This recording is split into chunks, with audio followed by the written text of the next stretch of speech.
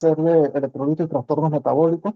Vamos a ver algunos electrolitos, obviamente que no podemos ver todos los electrolitos, vamos a ver los principales que se afectan en las unidades de cuidados intensivos y vamos a ver los trastornos metabólicos más comunes de cuidados intensivos. Vamos a ver cómo hacemos o cómo llegamos o cuál es la forma de pensar cuando tenemos un paciente con un trastorno metabólico y cómo tratar de llegar a ello. No podemos hablar de todos los trastornos metabólicos porque cada uno merece una clase por sí sola.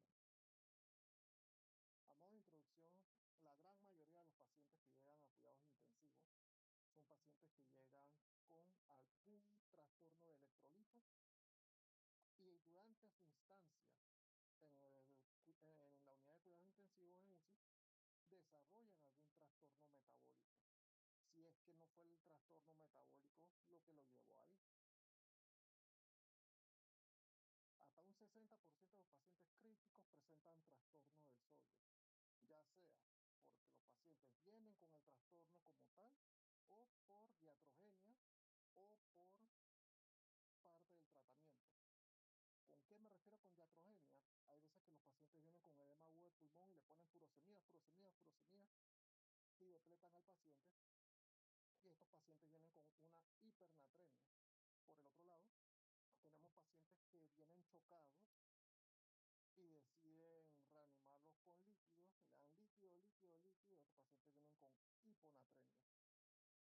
Y como parte del tratamiento, los pacientes que tienen edema cerebral, parte de su tratamiento es producir una hipernatremia, es decir, se le infunden soluciones con soluciones hipertónicas. Entonces, el sodio es uno de los mayores presentes en la unidad de cuidados intensivos. Lo otro es la hipocalemia, afecta al 40% de los pacientes, y la hipocalemia entre un 50 y 70% de los pacientes que tienen sepsis grave. La hipocalcemia es importante en estos pacientes, ya que la hipocalcemia es parte de la pentada de la muerte, de la tétrada de la muerte, perdón, que lo vamos a ver en pacientes ya sea sépticos o en pacientes de trauma. Pacientes que vienen con fiebre, vienen con hipotermia, vienen con hipercoagulabilidad y vienen con hipocalcemia. Son pacientes que vienen con una alta mortalidad. La hipocalemia es importante porque es el que tiene el rango más corto o el rango más chico de seguridad. Los rangos de hipocalemia son de 1.5 equivalentes más o menos, en donde ya más de eso el paciente puede presentar arritmias principalmente, recordando que la hipo o hipercalemia, las dos, son causas de paro en los pacientes. Vamos a comenzar con los trastornos del sodio primero.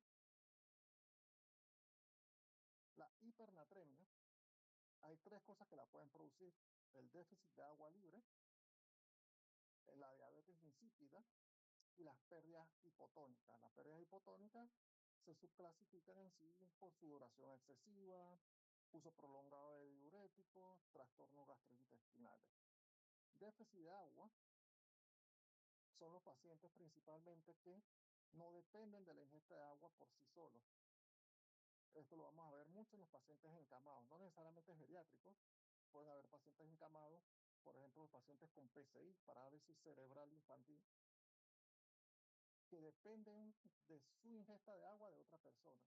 Y a veces la persona dice, no, no le quiero dar tanta agua, no sé qué, y después cuando vienen por alguna otra patología, porque usualmente son por otras patologías que vienen, vemos que el paciente viene con un sodio en 177, 178, que casualmente fue un caso, a modo de anécdota, un caso del día de hoy, que una señora se infartó, una señora que vivía sola, se infartó y quedó en decúbito supino en el suelo de su casa. Y como vivía sola, nadie se dio cuenta. 3 días después, los familiares notan que la señora no ha respondido, no ha salido, no ha dado ningún signo. Llamaron a la policía para abrir la puerta y cuando abren la puerta la señora estaba desplomada en la cocina. Cuando llegamos, señora, sodio en 177. Otro trastorno que va a venir con hipernatremia es la diabetes insípida. La diabetes insípida es más común de lo que uno piensa. principalmente en lo que son los pacientes con trastornos cráneoencefálicos, trastornos que pueden ser traumas, pueden ser un ACV isquémico, pueden ser un hematoma intracerebral, un ACV hemorrágico, pacientes que tienen estatus epiléptico. Todos estos pacientes, principalmente eso, pero no solamente eso, son pacientes que pueden venir con diabetes insípida. Cualquier cosa que afecte la hipófisis puede producir una diabetes insípida. Y la diabetes insípida son pacientes que pueden tener una diuresis de 250 a 500 ml por hora. Ustedes se imaginan a un paciente que ustedes se imaginan ustedes que estén orinando medio litro cada hora. Es más o menos lo que le pasa a los pacientes con diabetes insípida. Y para eso se le ponen ciertos tratamientos, entre ellos la desmopresina.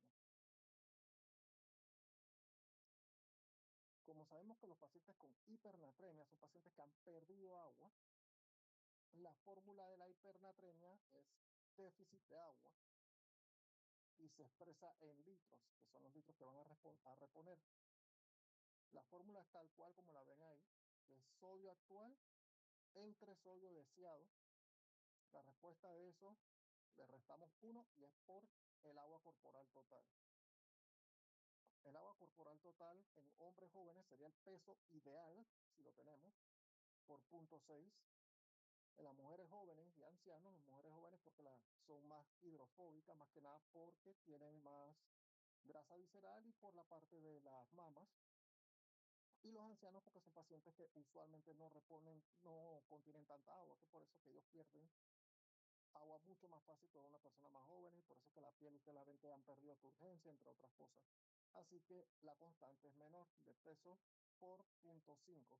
Y obviamente las mujeres ancianas, que ya tienen las dos cosas, es peso por 0,45. Sabes calcular que todos estos pesos son pesos ideales. Si ustedes ven, la gran mayoría de las personas van a decir que no sé, así que vamos a ponerle 70 kilos, vamos a ponerle 70 kilos. Pero cuando ustedes se ponen a ver, la gran mayoría de los pacientes que ustedes van a ver, muy pocos pesan 70 kilos. La gran mayoría va a pesar más y una menor cantidad pesa menos.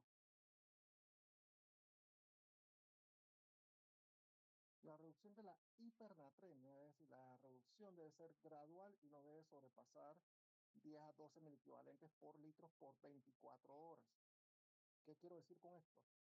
Que en esta fórmula, el sodio deseado nunca debe ser mayor a 12 mil equivalentes por litros por hora. En ese caso, ya saben, y nunca tiene que llegar hasta la normalidad de una sola vez.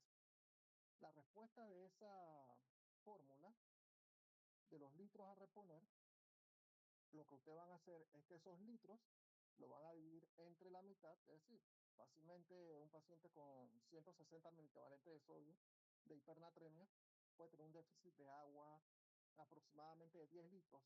Bueno, esos 10 litros lo parten en la mitad y pasan 5 litros en 24 horas, al menos que haya alguna complicación. Entonces, esos 5 litros que se le pasan en 24 horas, a las 24 horas se le hace un control del sodio y se hace nuevamente la fórmula. Y lo que le da, nuevamente pasamos la mitad. Esa es como la forma más segura de hacer esto. ¿Qué pasa si nosotros pasamos ese sodio demasiado rápido? Si pasamos el sodio demasiado rápido, hay que entender que el paciente con hipernatremia, como ya mencioné, es un paciente que tiene pérdida de líquido intravascular, es un paciente que está, para fines prácticos, deshidratado. Las células del cerebro, para evitar perder agua, generan unas partículas que son osmóticamente activas, unas cosas que le llaman osmolitos. Y eso hace que retengan líquido en una situación en donde la persona está perdiendo líquido, para decirlo de esa forma. Entonces, ¿qué va a ocurrir? Si nosotros le tiramos un chorro de agua a esas células cerebrales todavía no se han estabilizado y los osmolitos todavía están presentes, eso lo que va a hacer es un alto influjo de agua hacia la célula y eso va a producir edema cerebral. Edema cerebral es una emergencia, es algo que ustedes tienen que saber, porque recordemos que el cráneo es cerrado. Cuando una persona tiene edema cerebral, salvo que se le haga una cranectomía o medidas para el edema, esa persona tiene un alto riesgo de herniarse. Cuando se hernia es cuando el cerebro o parte del cerebro trata de pasar a través del agujero magno. Un paciente herniado es un paciente que se va a morir. Cuando una persona se hernia, se muere. Y por eso que es una emergencia. Así que esa es una de las cosas que nosotros tenemos que verificar y cuidar para un paciente que está con hipernatremia.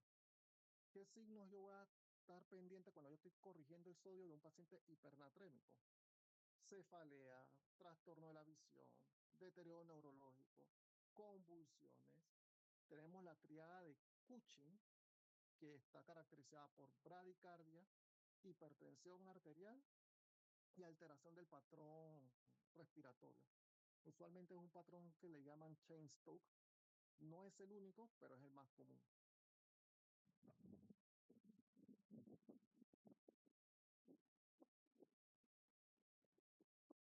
Hiponatremia, tenemos lo que es la hiponatremia hipovolémica.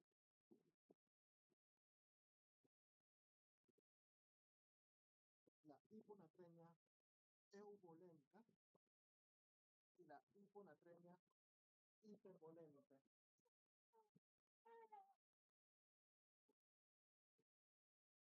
Menciono la pseudohiponatremia porque la pseudohiponatremia no es una hiponatremia de verdad. Ese paciente normal está... Un momento.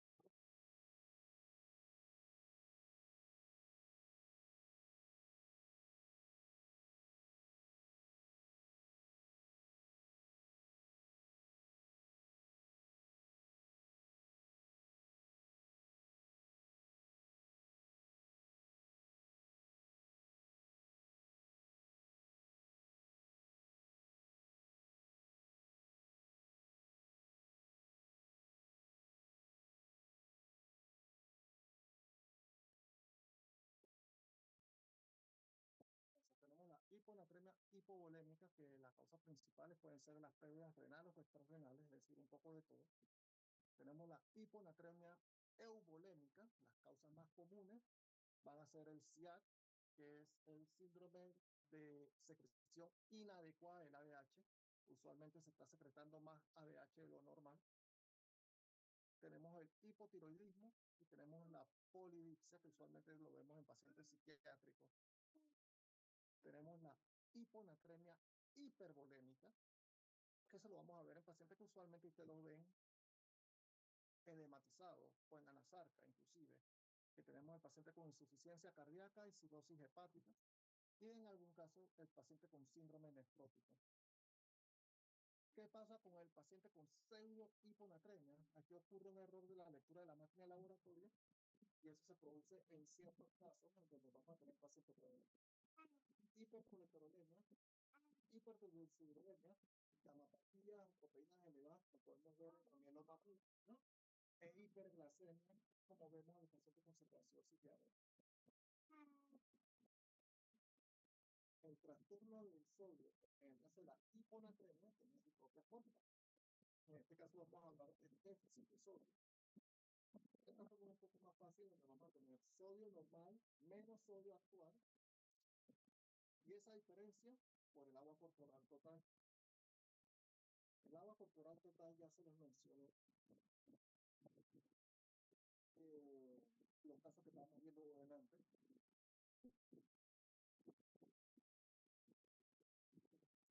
Pero acá tenemos otro problema. Así mismo como el sodio nosotros podemos corregir rápidamente en la hipernatremia, en la hiponatremia tampoco lo podemos corregir rápidamente. Y el rango de seguridad acá es mucho más estrecho que el de la hipernatremia. En hipernatremia tenemos 8 a 12 por día. Acá tenemos de 8 a 10 por día y este es hasta con mayor cuidado. A veces las personas lo hacen hasta menor. ¿Qué quiero decir con esto? Que en esta fórmula, lo que está en el paréntesis no puede ser mayor de 10. Así que ustedes no se tienen que aprender tanto la fórmula, ponen 10 por agua corporal total u 8 por agua corporal total. Porque si el sodio normal que una persona tiene es 145 y el sodio actual que tiene la persona es 120, ahí ustedes no pueden poner 25. Si ustedes ponen 25, vamos a las complicaciones. La complicación más grande de esto es lo que se llama mielonilisis propontina o síndrome de desmineralización osmótica. Cosa importante de esto, que es irreversible. ¿Qué va a ocurrir? Cuando esto ocurre, se destruye toda la capa de mielina del puente cerebral. Recordemos que la mielina es lo que potencia disculpen la redundancia, el potencial de acción para que vaya más rápido. Si todo esto se destruye, la conducción nerviosa se detiene y se afecta.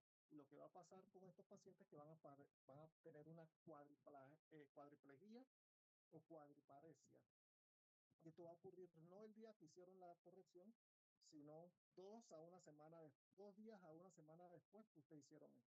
El paciente puede tener disartria, puede tener disfagia y puede tener lo que le llaman el síndrome de enclaustramiento o lock-in syndrome, en donde la persona está consciente, está despierta, pero la persona no puede interactuar, está totalmente paralizada y no puede hacer absolutamente nada. Y todo esto es por una corrección abrupta de una hiponatremia. Por eso que el rango es mucho más pequeño.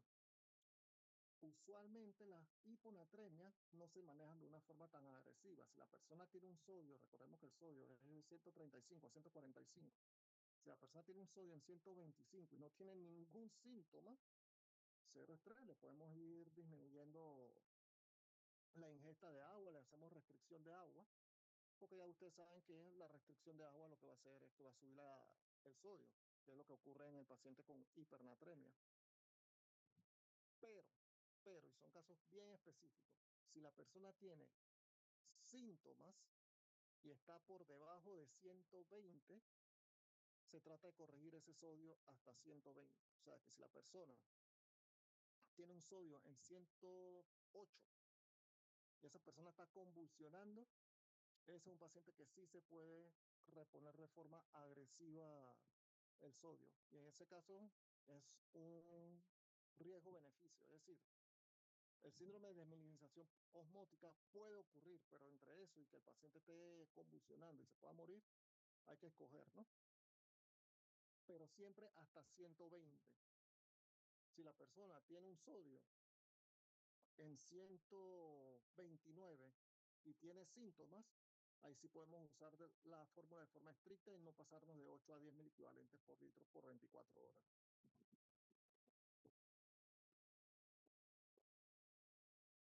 Los trastornos del potasio. Los trastornos del potasio son de alta importancia debido a que los niveles de sodio normal están entre 3.5 a 5 microvalentes por por litro. Significa que en ese 1.5 donde nosotros tenemos que mantener. Una persona que ya tiene 5.1 puede presentar síntomas, una persona que está por 3.3 puede presentar síntomas. Y en muchas ocasiones nosotros podemos producir de forma iatrogénica el problema de estos pacientes. Estamos tratando de corregir una hipercalemia y no vamos muy agresivos y dejamos al paciente en hipocalemia, o al contrario, tenemos al paciente con hipocalemia, lo vamos agresivo y dejamos al paciente con hipercalemia. Entonces, las causas principales de estos trastornos son diarrea, insuficiencia renal, acidosis o acidemia y los diuréticos, o sea que pueden ser iatrogénicas. Es importante porque a pesar que es 1.5 de seguridad, pasarnos de esto va a producir toda clase de trastornos, porque lo pueden producir trastornos cardíacos y trastornos de la dinámica muscular. Trastornos de dinámica muscular podemos agarrarlo como sencillo hasta que recordamos que el diafragma es un músculo. Significa que si nosotros tenemos alguna parálisis ácida del diafragma, la persona deja de respirar.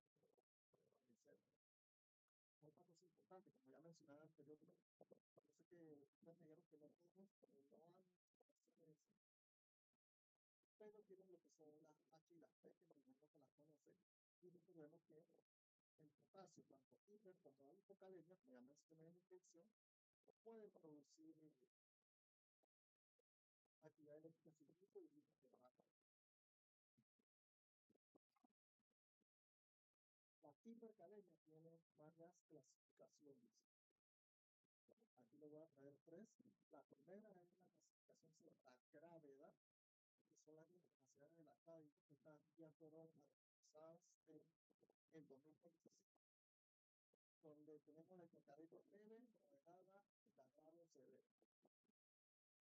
La leve, tenemos valores mayores de 5 equivalentes, pero hasta 5.5 equivalentes. Solamente es asintomático.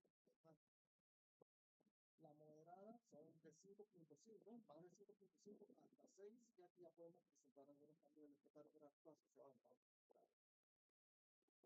Y la grado severa ya son valores por encima de 6, que esto ya puede llevar a una arritmia cardíaca.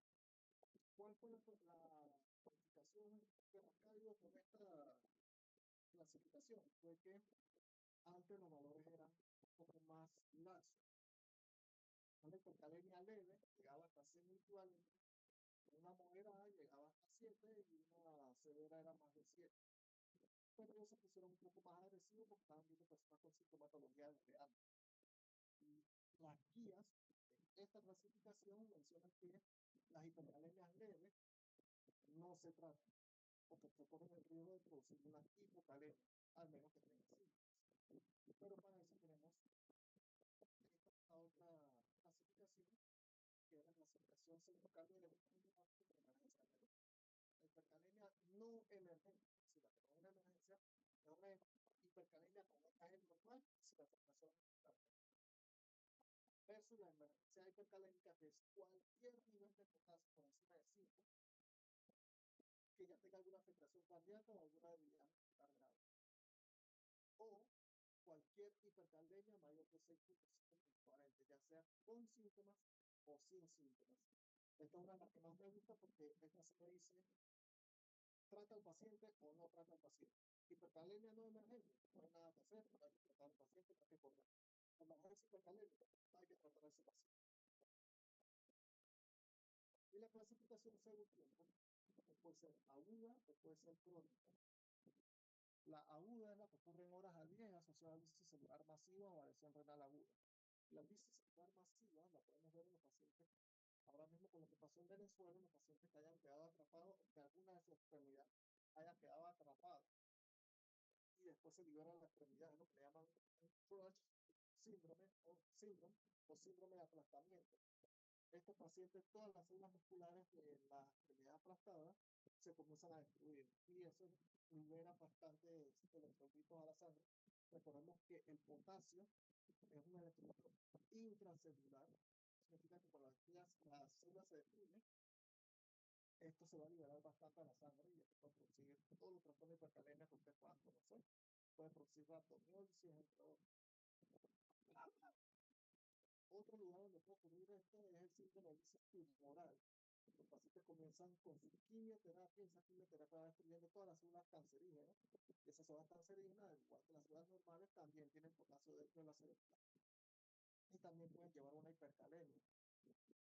Y la lesión renal aguda son los pacientes que no eran conocidos que sufrían de los riñones y ahora vienen con todos los problemas hasta adelante. Esa no es tan común como uno cree, porque usualmente los pacientes que vienen nuevos,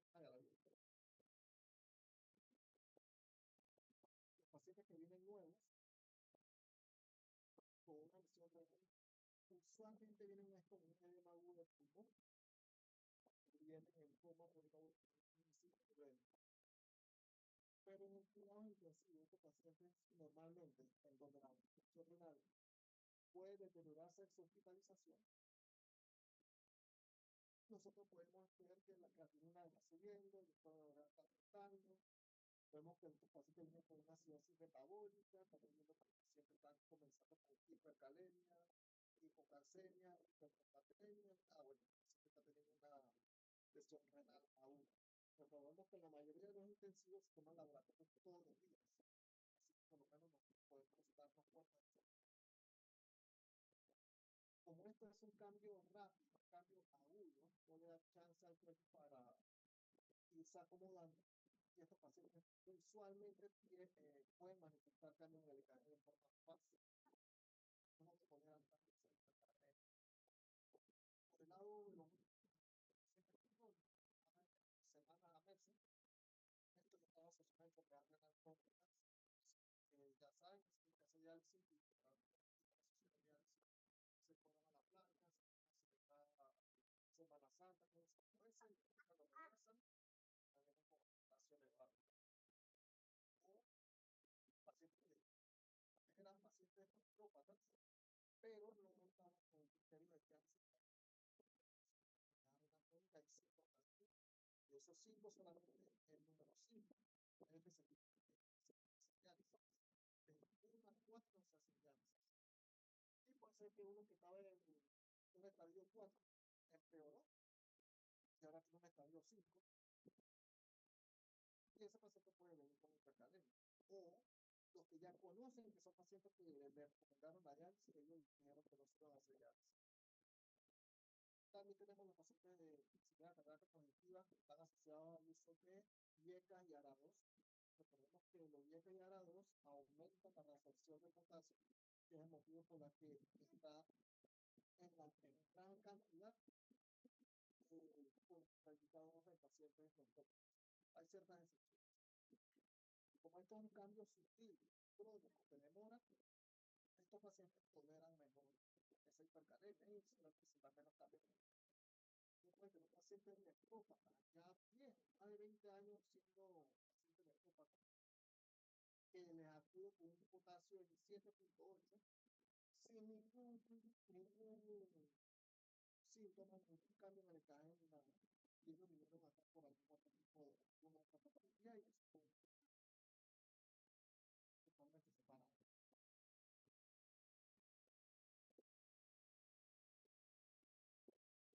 Estos son los cambios en el EKG que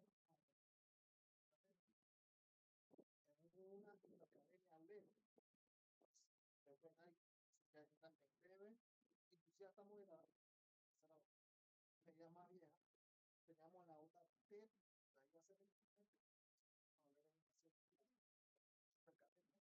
Y aparte de eso, vamos a tener una recuperabilidad. Con pacientes ligeros,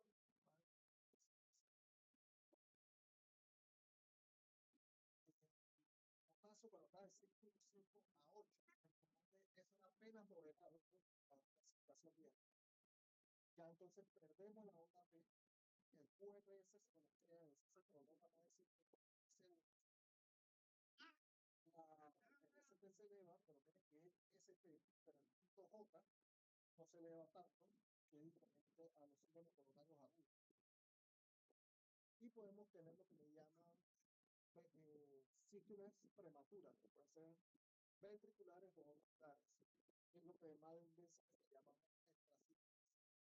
Pero esto se asocia cuando el paciente tiene una bradicardia severa.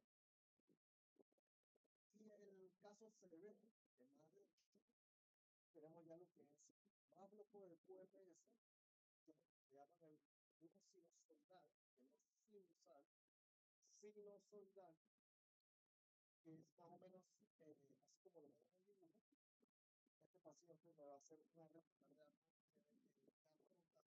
cuando ya tiene ese signo, ese paciente va a hacer una réplica de va a hacer una fibrilación ventricular o puede producir una sistolia.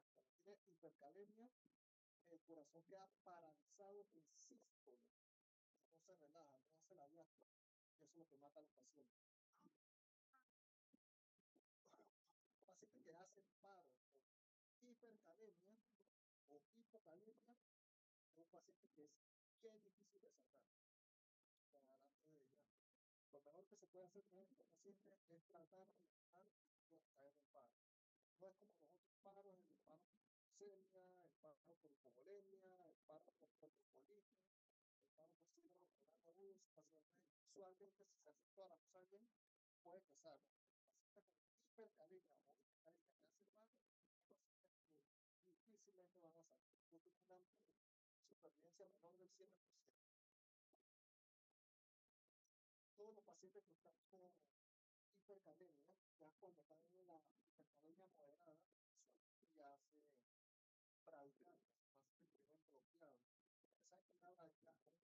que en primer grado son no afecta la frecuencia cardíaca, pero ya de segundo en adelante, ya nosotros podemos tener pacientes con bradicardia marcada,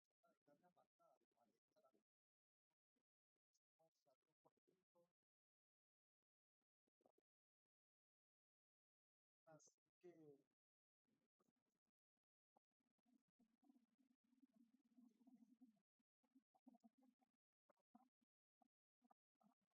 el tratamiento de la hipercalemia es estabilización.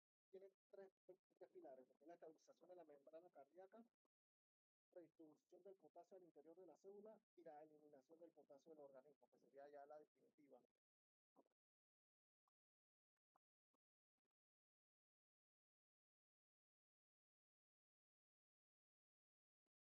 La estabilización de la membrana es casi la primera cosa que ustedes van a hacer cuando la persona usted la vean con datos de hipercalemia que van a tratar.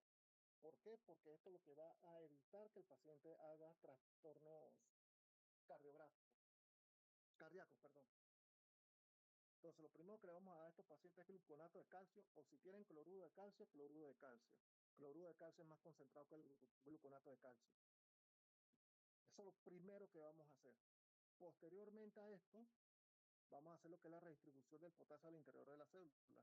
Aquí nosotros le administramos glucosa. Esta glucosa que le vamos a administrar es concentrada, destroza en agua al 50% y usualmente entre 50 a 100 ml.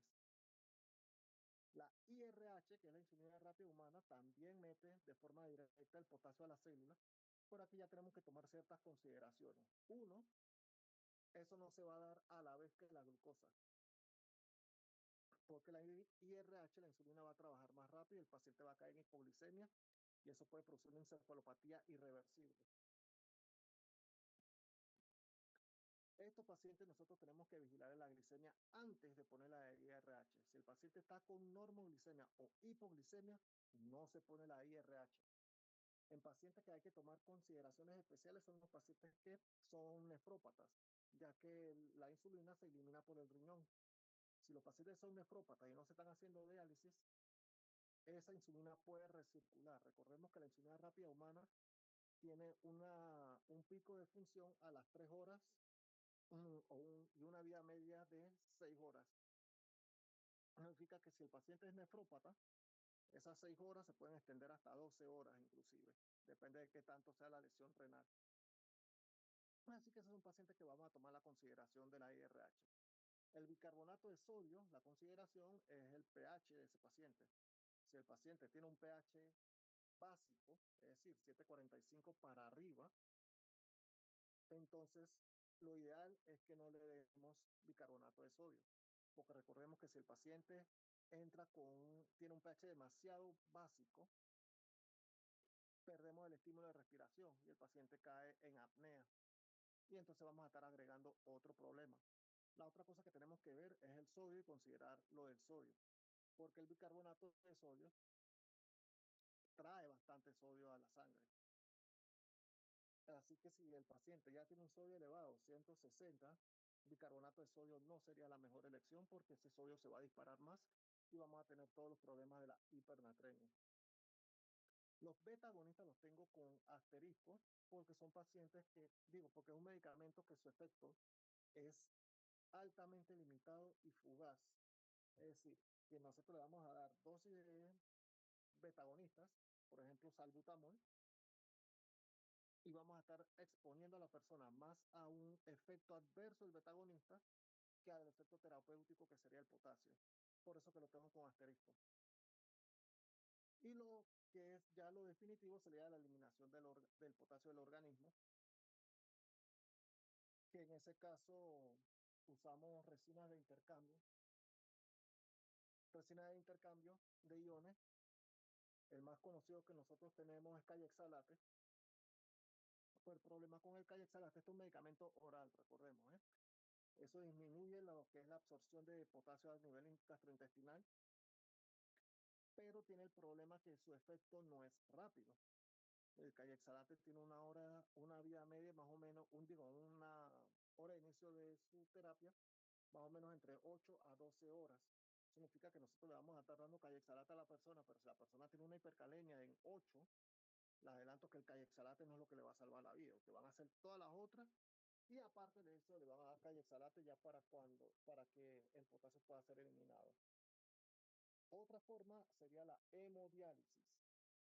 La hemodiálisis, si el paciente es nefrópata y el paciente tiene una hipercalemia severa, entonces se le puede hacer la diálisis. Si el paciente no es nefrópata, es difícil. Si está indicada, se puede hacer. Se le pone un catéter de diálisis, se habla al nefrólogo, tenemos este problema, este paciente está con hipercalemia, hipercalemia, hipercalemia y no hemos podido. Y el nefrólogo va a venir a evaluar al paciente para ver si le hace una diálisis por esa hipercalemia. Pero como recordemos que la diálisis no es inocua. En la diálisis a nosotros nos sacan sangre del cuerpo, la pasan por la máquina de diálisis y la retornan. En esa sacada de sangre del cuerpo, las personas pueden tener toda clase de deterioro hemodinámico. Los pacientes se vuelven taquicárdicos, hipotensos, pueden hacer signos de bajo gasto, deterioro neurológico. Así que hay que tomar en pinza lo de la hemodiálisis. Y lo último son los diuréticos de asa como la furosemida y la bumetanida, que son medicamentos que también están en asterisco porque su efecto, al igual que los beta-agonistas, es extremadamente limitado y estamos exponiendo a las personas a todos los otros efectos adversos. Así que a la hora de tratar la hipercalemia, lo primero que se va a hacer es estabilizar la membrana cardíaca. Eso es lo que va a estar salvando al paciente. ¿Cuánto calcio le van a poner? Le pueden poner entre 4 a 6 ampollas de gluconato de calcio.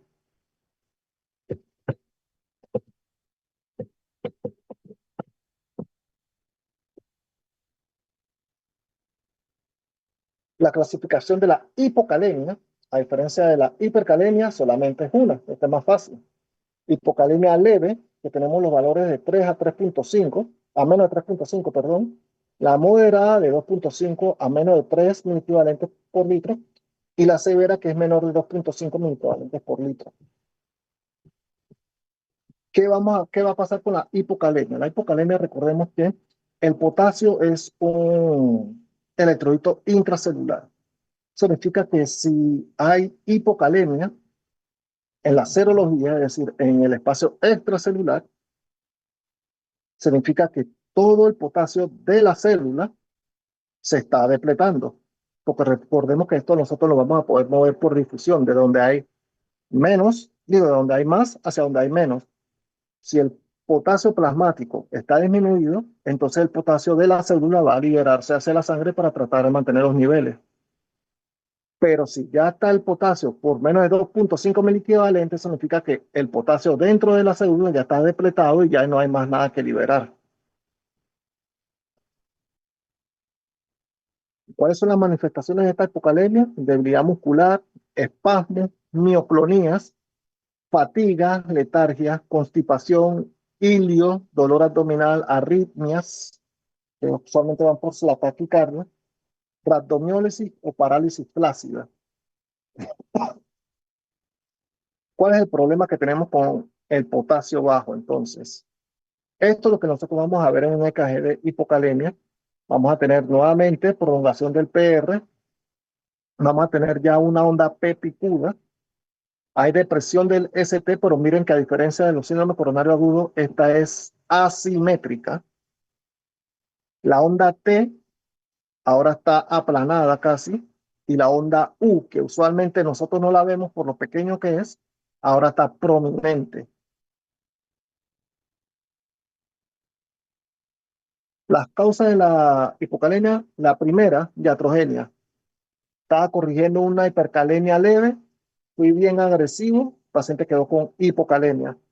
Las pérdidas gastrointestinales en vómitos y diarrea, el hiperaldosteronismo, que ya ustedes saben que la aldosterona mete sodio, recupera agua y bota potasio, y la hipomagnesemia. La hipomagnesemia la vamos a ver ahora luego.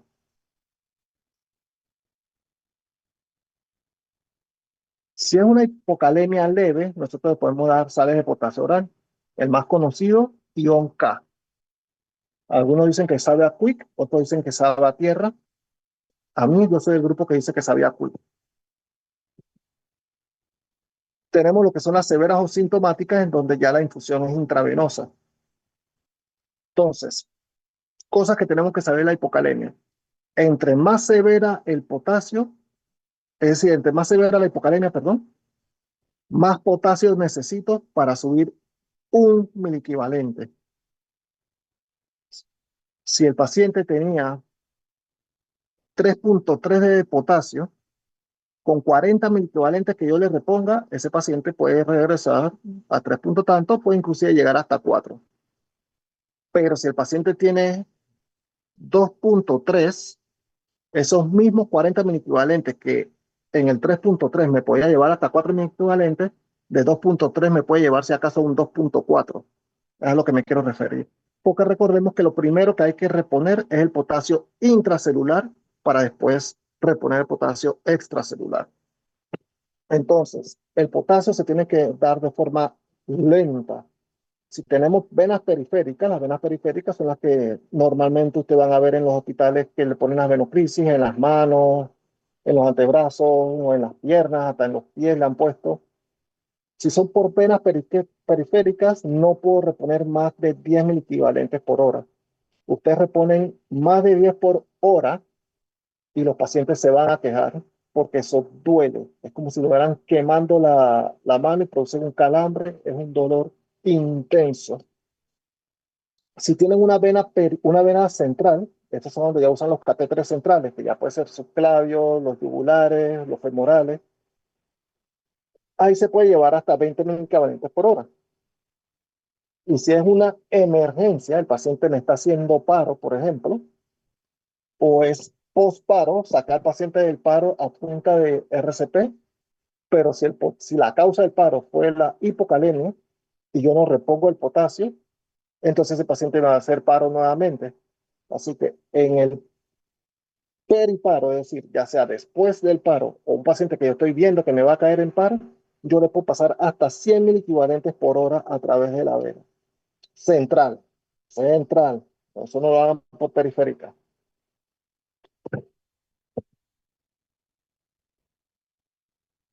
Los trastornos del calcio. Aquí las alteraciones del calcio son frecuentes en los pacientes críticos. Como ya mencioné, una de los componentes de la tétrada de la muerte.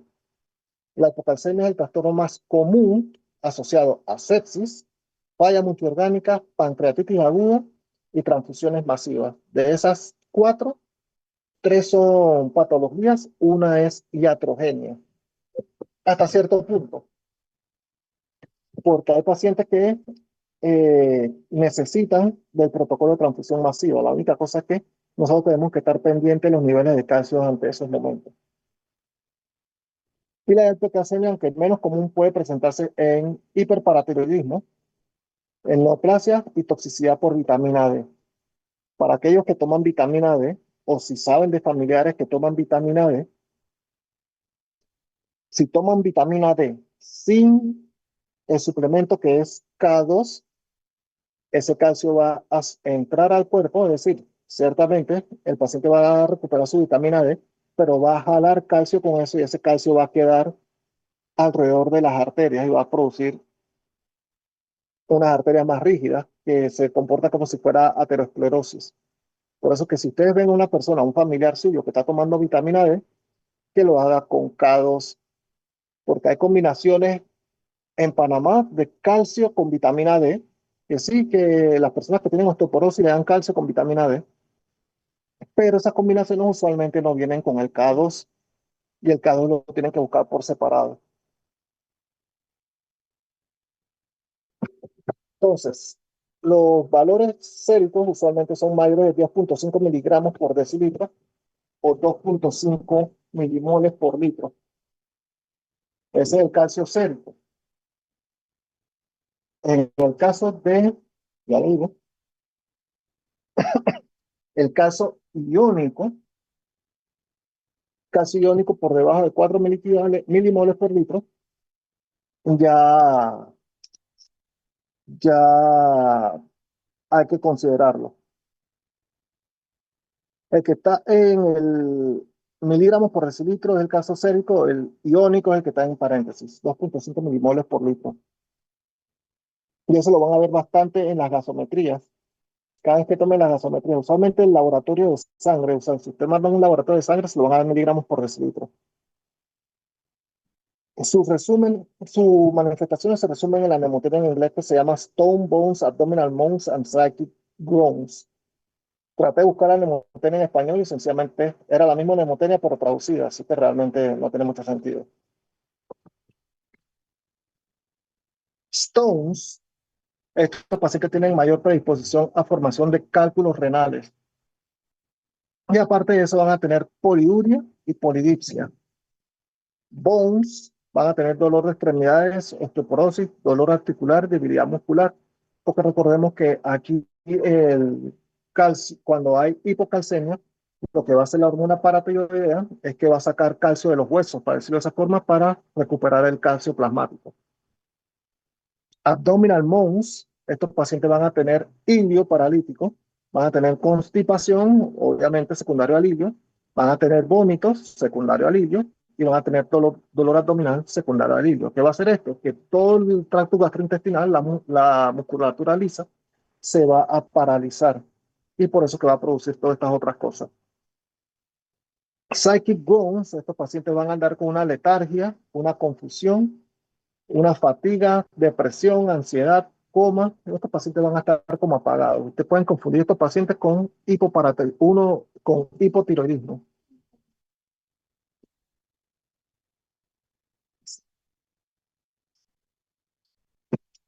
La hipercalcemia, vamos a ver estos cambios en el EKG.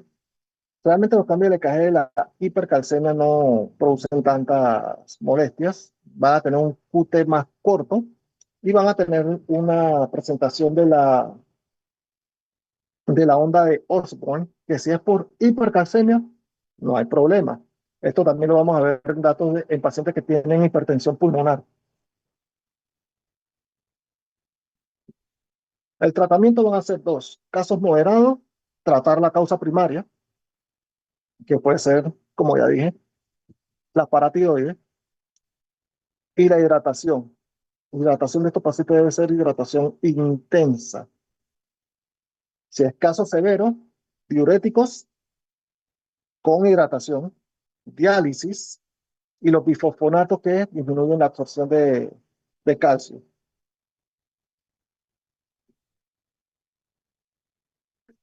En cuanto a la hipocalcemia, estos van a estar caracterizados por calcio sérico menor a 8,8 miligramos por decilitro o el calcio iónico menor de 2,1 milimoles por litro. Ustedes van a ver que es una gran cantidad.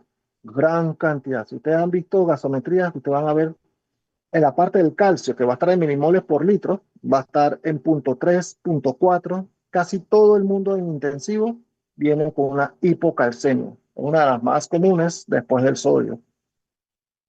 Las manifestaciones van a ser calambres, principalmente en miembros inferiores y en la espalda, parestesias alrededor de la boca y en las falanges, hiperreflexia, que tenemos lo que es el signo de Trousseau y el signo de Chopstick, ahora lo vamos a recordar porque me imagino que esto ya lo vieron hace rato, confusión, taquicardia ventricular, ahora lo vamos a explicar por qué, que pueden ser taquicardias ventriculares que producen arresto cardíaco, y convulsiones. Signo de Trousseau, usted van a tener un manguito de presión y lo van a subir 15 milímetros de mercurio por encima de la presión sistólica del paciente. Lo que va a hacer el paciente es que va a extender el codo, va a flexionar la muñeca, la, la articulación metacarpofalángica, y va a extender las articulaciones interfalángicas con aducción de los dedos. Aducción, recordemos que es cerrar el ángulo. Y el signo de Chopstick, nosotros vamos a percutir frente al macetero y este va a producir espasmos faciales o grados de tics, para decirlo de esa forma. ¿Qué ocurre en la hipocalcemia? Este cambio sí es más peligroso que el de la hipercalcemia. En este cambio lo van a tener lo que es prolongación del QT. Con la prolongación del QT, cualquier cosa que prolongue el QT, no solamente la hipocalcemia, hay medicamentos como la quinidina y la hidroxicina que la estábamos utilizando, no, hidroxicina, no, hidroxicloroquina es la cosa, que la estamos usando en COVID, pueden prolongar el QT. La quetiapina, que también es un medicamento que usan muchas personas para dormir, o los pacientes psiquiátricos con trastorno del ánimo o los pacientes bipolares, pueden producir prolongación del QT.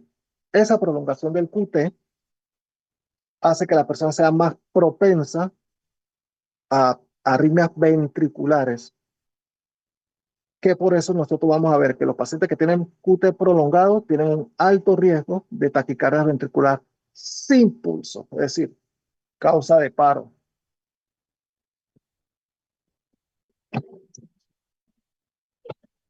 El tratamiento se guía más que nada por la corrección del calcio iónico, el que ya vimos, que es de 2.1 milimoles por litro a 2.5 milimoles por litro. No necesariamente por la hipocalcemia plasmática o sérica. Los casos crónicos leves le damos suplementos de calcio con vitamina D y K2, como ya se lo mencioné al principio. Y los casos agudos o emergencia, gluconato o cloruro de calcio. Inclusive se puede dejar en una infusión y en ese caso se deja a través de un catéter venoso central. Eso no lo pongan por periferia.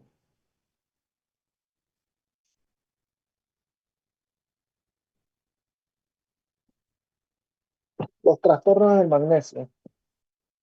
Trastornos del magnesio, usualmente hipermagnesemia, eh, no es tan problemático, no es tan común. Y ustedes van a ver ahora los límites de eso. Los niveles séricos van de 1.7 a 2.3 miligramos por decilitro o 2.7 a 0.95 milimoles por litro si lo ven en la gasometría. Es el segundo catión más abundante intracelular y el cuarto en el organismo. Regula la excitabilidad muscular y te van a ver por qué, porque tiene una alta relación con el potasio y con el calcio. Modula el ritmo cardíaco y la conducción eléctrica precisamente por estos dos otros electrolitos con los que está asociada. Y más de los pacientes que ingresan con UCI tienen una hipomagnesemia. Más poco es raro que tengan hipermagnesemia. Los que tienen hipermagnesemia usualmente están asociados a trastornos renales. Como ya mencioné, la hipermagnesemia extremadamente rara. Son pacientes que tienen insuficiencia renal, pero pueden ocurrir por iatrogenia. A estos pacientes le damos antiácidos o laxantes en abundancia y pueden producir una hipermagnesemia. Para que recuerden, niveles séricos están entre 1.7 a 2.3. La hipermagnesemia leve son valores hasta 7 miligramos por decilitro, es decir, más de 3 veces el valor normal. Usualmente es asintomática y puede ocurrir con debilidad, náusea y mareo. La moderada, que ya tienen más de 7 miligramos por decilitro, eh, hasta 12 miligramos, ya va con hiporreflexia, con cefalea y con somnolencia. Y el severo tiene más de 12 miligramos por decilitro y eso va con hiporreflexia, parálisis, hipotensión y depresión respiratoria. No es común, como ya mencioné, la hipermagnesemia, pero hay una rotación de ustedes, no sé si ya ustedes rotaron ginecología, en donde ustedes van a ver que hay que darle a los pacientes sulfato de magnesio, que son los pacientes preclánticos. Le dan sulfato de magnesio, se lo tienen que pasar lento, y a la persona que se lo está pasando, le van a decir que vigile por hiporreflexia, por parálisis, por hipotensión o por deterioro neurológico. Y es precisamente por esto, porque es afectar. Cuando nosotros estamos dando sulfato de magnesio, que usualmente pasamos como 10 gramos de sulfato de magnesio, estos pacientes son bien propensos a hacer una hipermagnesemia y en ese caso sí, estas son las cosas que le van a estar pidiendo que vigilen. Eso lo van a ver en su rotación de ginecología.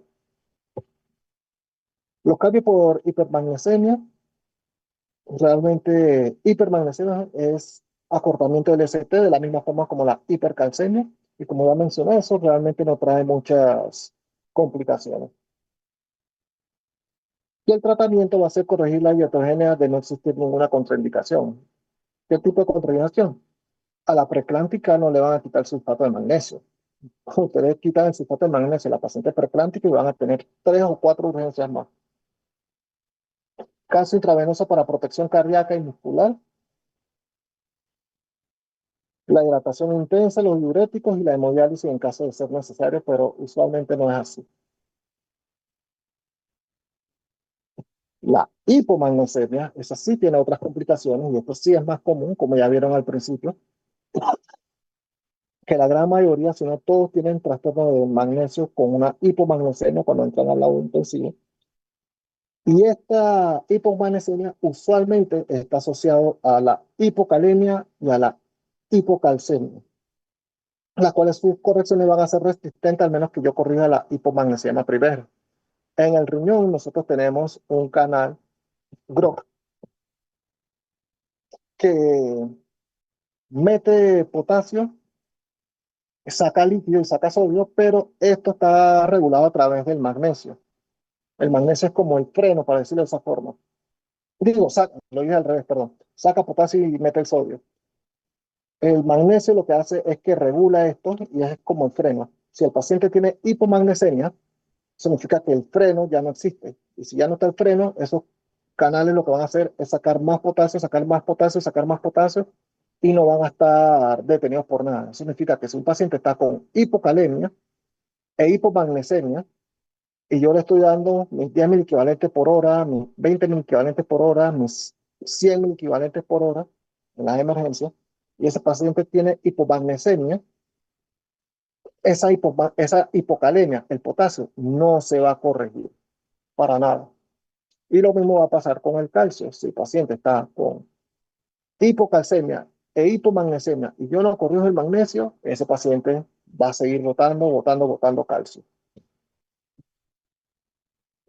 Esto es causado más que nada por pérdidas gastrointestinales, que son diarrea y mala absorción, y por pérdidas renales como el alcoholismo, los diuréticos y los inhibidores de bomba de protones, como el omeprazol, por ejemplo. En la diarrea, esto es uno de los motivos por los que hay que vigilar a los pacientes de cuidados intensivos que tengan con diarrea, porque hay veces que las personas no le prestan atención a esos detalles. La persona es que bueno, está evacuando, evacuó 4 veces en el día de hoy y no le prestan atención a la diarrea y no le prestan atención al magnesio. Hay ciertas patologías que nosotros tenemos que producir la diarrea del paciente. La más común, la encefalopatía hepática. Los pacientes con encefalopatía hepática pueden venir en coma al servicio de urgencia o en coma a la unidad de cuidados intensivos. Y el tratamiento es darle enemas de lactulosa. Esos pacientes evacúan y evacúan tanto que ya cuando se le baja el tóxico de la encefalopatía hepática, los pacientes comienzan a despertar. Pero si nosotros estamos produciendo esas evacuaciones, tenemos que estar fijando también en el magnesio. Y ya también, como ya vimos, en el potasio, y como también ya vimos en el calcio, y como también ya vimos en el sodio, porque vamos a estar produciendo deshidratación en esos pacientes. Las manifestaciones de la hipomagnesemia son neuromusculares. Van a tener espasmos, debilidad, tetania, parestesia. En las cardíacas, esta es una arritmia que es casi patognomónica de hipomagnesemia, que es la torsada de puntas, que es más que nada por prolongación del punto también. Y al sistema nervioso central, el paciente va a tener confusión, convulsión y delirio. En el paciente con hipomagnesemia en el EKG vamos a tener una depresión del ST, pero miren que no es como el síndrome coronario agudo, que es una depresión o una inversión simétrica, sino que este está aplanado casi. Y vamos a tener onda T eh, puntiaguda. Esta onda T no es tampoco como el síndrome coronario agudo, eh, que tiene la onda T hiperaguda. Esto sí va con la sintomatología del paciente. Si el paciente no tiene ninguna sintomatología de síndrome coronario agudo, realmente esta onda T la podemos dejar tranquila. Y lo vamos a sospechar que es hipomagnesemia o sospechamos otros diagnósticos. Esto que ustedes ven aquí es una torzada de punta, una torzada de Points o una taquicardia ventricular helicoidal. Te van a ver que tiene una característica bien específica. Los complejos se agrandan y después se achican, después se agrandan, después se achican, después se agrandan, después se achican y así sucesivamente. Estos pacientes no necesariamente hacen paro. Estos pacientes hacen un signo que se llama stockadance, que cada vez que hacen eso, los pacientes convulsionan o tienen síncope. Y después ustedes pueden ver y ven que el paciente le hacen un EKG a ese paciente y te van a ver este tipo de ritmo. Este ritmo puede llevar a una taquicardia ventricular sin pulso y posteriormente una fibrilación ventricular. Algo que tienen que saber. Este paciente se le tiene que dar magnesio. Aquí a este paciente sí se le da magnesio rápido. El tratamiento del magnesio es lento normalmente, pero a este paciente sí se le pasa rápido. El tratamiento es tratar la causa de base, que es lo que le está produciendo la hipomagnesemia, y suplemento de magnesio, ya sea por vía oral o intravenosa. El magnesio debe corregirse lento normalmente, porque cuando nosotros damos demasiado magnesio, el cuerpo sencillamente lo bota. Nosotros damos por cada 2 gramos, pasan 2 horas. Es decir, 4 gramos, 4 horas, 6 gramos, 6 horas, y así sucesivamente. 1 gramo por hora sería la mejor forma. Pero si el paciente viene con una torsada de Points, ese paciente se le pasa en bolo. Obviamente que si se lo estoy pasando en bolo, tengo que ver todos los signos de hipermagnesemia que puede presentar ese paciente porque se lo estoy pasando bastante rápido. Depresión respiratoria, debilidad, letargia, confusión, deterioro neurológico, parálisis, todos esos signos los tengo que buscar en este paciente porque nuevamente recordemos que el diafragma es un músculo y es el que más nos preocupa en este caso. Si el paciente hace debilidad, el paciente ya no puede respirar, es un paciente que habría que considerar asegurar la vía aérea y entubarlo. Los trastornos metabólicos, esta parte es un poco más fácil, me adelanto, aquí estaba intentando algo con la IA para ponérselo, IA, perdón, para ponerse de una forma un poco más entendible. En los trastornos metabólicos nosotros vamos a tener lo que es la acidosis metabólica, la más común. La acidosis metabólica, eso nosotros lo vimos en las gasometrías, cuando el pH está por debajo de 7,35, ya es acidemia metabólica. Cada vez que nosotros tenemos una acidosis o una acidemia metabólica, hay que calcular una cosa que se llama anion gap. El anion gap, apúntenlo, que creo que no lo puse aquí en la figura, en el PPT, perdón. El anion gap son los cationes positivos menos los negativos. ¿Qué quiero decir? Sodio y potasio menos bicarbonato y cloro. Esa diferencia debe dar menos de 12, o mejor dicho, de 12 o menos. Si da más de 12, entonces tenemos una acidosis metabólica con anion gap aumentado. Si da menos de 12, entonces tenemos una acidosis metabólica con anion gap normal. ¿Y por qué esto es importante? Es porque hay ciertas patologías que dan acidosis metabólica con anion gap elevado y hay otras patologías que dan acidosis metabólica con anion gap normal. Y ya cuando ustedes tengan eso en la cabeza, entonces ustedes van a poder ir y averiguar cuál era la patología más eh, apropiada o más cercana al diagnóstico de ustedes. Para la acidosis metabólica con anion gap elevado, la nemotecnia es cat de gato, mud piles, y la de lodo, cat mud piles. La C es monóxido de carbono, intoxicación de monóxido de carbono principalmente y cianuro. Esto lo podemos ver en los bomberos cuando salen de los fuegos que están rescatando a las personas. La A es cetoacidosis alcohólica.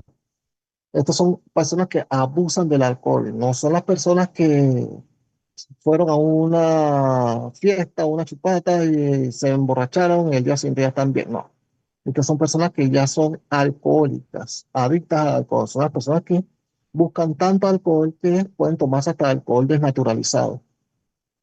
Y ellos son pacientes que tienen ayuno prolongado. Eso sí lo vemos en los pacientes que se van a carnavalear, que ellos se emborrachan, se despiertan, siguen tomando, se emborrachan de nuevo, se despiertan y así sucesivamente, pero su ingesta es bien pobre. Tenemos los que tienen tolueno. Tolueno antes era frecuente, cuando digo antes, antes de los 70 era frecuente, pero después vieron que estaba produciendo bastantes enfermedades a nivel de los fetos, así que dejaron de usarlo, pero después sencillamente tomaron ciertas consideraciones de no dárselos a las embarazadas y lo comenzaron a usar nuevamente. La M de Morpheus es el metanol y en menos grado la metformina. El metanol lo vamos a ver bastante en el interior. Eso no significa que en la ciudad no sea común, pero es mucho más común en el interior, que son un tipo de chicha fuerte y las personas quedan intoxicadas y hacen una acidosis metabólica con daño elevado por esto. Y el tratamiento de esto, las personas van a llegar a la servicio de urgencia con esta intoxicación, obviamente que apoyado en una historia clínica, y el tratamiento de esto es darle etanol o alcohol etílico. El más común, seco herrerano. Los pacientes vienen prácticamente intoxicados por la chicha fuerte y el tratamiento es darle guaro, básicamente. Porque lo que hace esto es que el metanol no es lo que es tóxico, sino el metabolismo del metanol. El producto final del metabolismo del metanol es lo tóxico.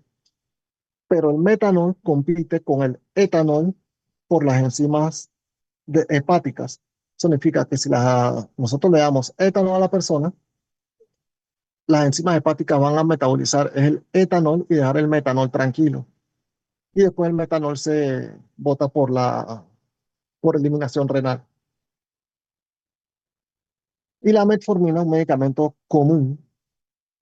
Uno de los efectos adversos es acidosis metabólica, pero usualmente esa acidosis es extremadamente leve. Apenas ni cuenta se dan de que tienen eso. La U de uremia, esto lo vamos a ver en los pacientes nefrópatas o los pacientes con encefalopatía urémica, en donde el nitrógeno de urea está por más de 90, más de 100 miligramos por decilitro. Lo normal es hasta 40 miligramos por decilitro. Si un paciente viene con eso, viene con una acidosis metabólica, usted va a tener casi seguro que es por causa de uremia y están asociados en la gran mayoría, a problemas renales. Hay otras causas de uremia, uno de esos es el sangrado digestivo. Cuando una persona tiene sangrado digestivo y se traga la sangre, cuando la sangre se está digiriendo, eso libera bastante proteínas, esas proteínas elevan el nitrógeno urea. Así que es otra cosa que hay que vigilar. Ustedes se dan cuenta si el nitrógeno urea está elevado por una causa renal o extrarrenal. Se dan cuenta dividiendo el nitrógeno urea entre la creatinina y si ese número le da más de 20, la causa es extrarrenal, o sea que busquen un sangrado o alguna otra cosa. Si le da menos de 10, la causa es intrarrenal. El problema está en el riñón. Ese paciente puede ser que ese nitrógeno urea está elevado y tiene esa acidosis metabólica es por una causa renal. Y si está entre 10 y 20, esa es el área gris. Si el número se va acercando hacia 20, 17, 18, las probabilidades de que sea una causa extrarrenal son más altas.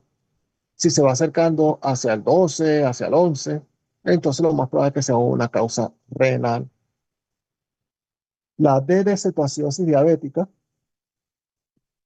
La cetoacidosis diabética es bastante interesante. Es una patología que realmente sí necesita una charla por sí sola, porque esta es una patología en donde la persona va a tener el azúcar en la sangre, es decir, va a tener la glucosa en la sangre, pero la insulina o no está produciendo insulina o su insulina no está haciendo el efecto, es decir, una insulina defectuosa y no está haciendo el efecto de pasar la glucosa de la sangre hacia la célula. Para fines prácticos, las células permanecen en ayuno. Es como si las células no estuviesen comiendo porque no le estamos dando la glucosa. Entonces las células para no morirse comienzan a producir energía por otros medios. Y este medio es por la producción de cetoácidos. Que está la beta hidroxibutirato, que es la principal, y el ácido aceto acético, que es en menor nivel.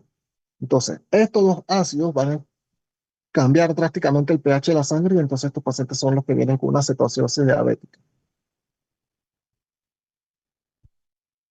Los paraldehídos, el propofol y el propilenglicol realmente son agentes que generan ácidos orgánicos acumulados. Esa parte realmente no está.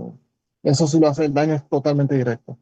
Igual que el propofol, que puede hacer el propofol prolongado, produce acidosis metabólica de por sí, que es un propofol prolongado, propofol por más de 3 días. La isoniazida lo vamos a ver en los pacientes que toman medicamentos para la tuberculosis. Ya la isoniazida como antibiótico como tal ya no se usa o se usa muy poco. ¿Y eso qué hace? Eso produce una hiperlactatemia tipo B. La hiperlactatemia tipo A es la que vimos hace unas semanas atrás, que es por el ciclo de Cori, que se está produciendo más que nada por falta de oxígeno, por falta de glucosa. Pero la hiperlactatemia tipo B es en donde el lactato está elevado, pero es por falta de eliminación. Entonces la isoniazida, perdón, inhibe la eliminación del lactato porque inhibe su metabolismo. Y la intoxicación por hierro, más que nada por los radicales libres. La L de lactato la acidosis láctica, que es algo que ya explicamos anteriormente con el ciclo de Krebs y el ciclo de Cori. Ya estamos terminando, no se preocupen. La E, el etilenglicol, yo creo que ustedes están en edad, o saben, o le han contado de la intoxicación que tuvimos en la caja del Seguro Social hace muchos años atrás, en donde había un medicamento que era el jarabe para la tos sin azúcar, que le estaban dando a la población, tenía rastro de etilenglicol. Entonces, al principio nadie sabía por qué esos pacientes estaban acudiendo al hospital y todos estaban acudiendo con un problema. Todos estaban acudiendo con una acidosis metabólica asociada a una falla renal en diversos grados. Y esa falla renal era irreversible. Y aparte de eso, estaban siendo paralizados. El síndrome inicialmente le llamaban PIRA, parálisis asociada a insuficiencia renal aguda. Y después de tiempo de investigación fue que se dieron cuenta que era el dietilenglicol que estaba en el jarabe para la tos sin azúcar. La S de salicilatos, que más que nada es la intoxicación por aspirina al principio, eso va a producir una alcalosis respiratoria, pero posteriormente va a producir una acidosis metabólica. Para la acidosis metabólica con anion gap normal hay 3 causas, o 2, mejor dicho. Tenemos las pérdidas gastrointestinales, tenemos las pérdidas renales y tenemos las misceláneas, que son otras que vamos a mencionar.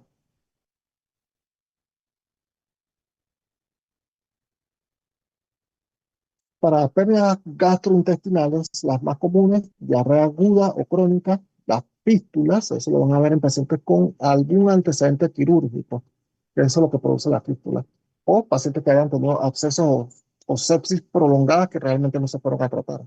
Pacientes que tienen una apendicitis que no se trata y se emplastrona, puede hacer una fístula, por ejemplo. Las pancreatitis biliares también pueden producir fístulas y las ureterosigmoidoscopías pueden producir fístulas. En las causas renales todavía tenemos las que son las acidosis tubular renal, las tipo 1, 2 y 4 específicamente. Las otras usualmente son por medicamentos. Cualquier inhibidor de la anhidrasa carbónica, que el más común es la acetazolamida, la enfermedad renal crónica temprana, el hipoaldosteronismo, a diferencia del que produce la hipocalemia, que era el hiperaldosteronismo. En este caso, lo que se va a hacer es que se van a presentar más pérdidas en la excreción renal de estos pacientes. Para eso hay que hacer una cosa que se llama electrolitos en orina. Y calculamos el anion gap con electrolitos en orina, en donde vamos a usar solamente el sodio, el potasio y el cloro. Si el anion gap urinario es negativo, le dan un número negativo, entonces las pérdidas son gastrointestinales. Si da un anion gap positivo, entonces las pérdidas sí son totalmente renales. Otras causas que una alimentación excesiva de solución salina que dan una acidosis hiperclorémica, y eso lo vamos a ver en bastantes pacientes chocados que necesitan reanimación, pacientes que tienen el síndrome de aplastamiento que les mencioné anteriormente, pacientes con rhabdomiólisis que también necesitan altas dosis de solución salina normal, pacientes con hipercalcemia, que les dije que la hidratación era importante, también usualmente lo reaniman con solución salina, y todo eso puede producir este trastorno metabólico. La nutrición parenteral total prolongada, si yo tengo un paciente con NPT por mucho tiempo, pues la nutrición parenteral total es cuando le dan dextrosa, lípidos, micronutrientes y proteínas a través de un catéter, es decir, por una vía, y tiene que ser una vía central, eso no sea por vías periféricas. Expansión de volumen con cristaloides, como ya mencioné, con lo mismo que la solución salina, la acetazolamida y otros niveles de anhidrasa carbónica que ya mencionamos, y las ileostomías, ciclostomías y las derivaciones urinarias. ¿Tienen alguna pregunta?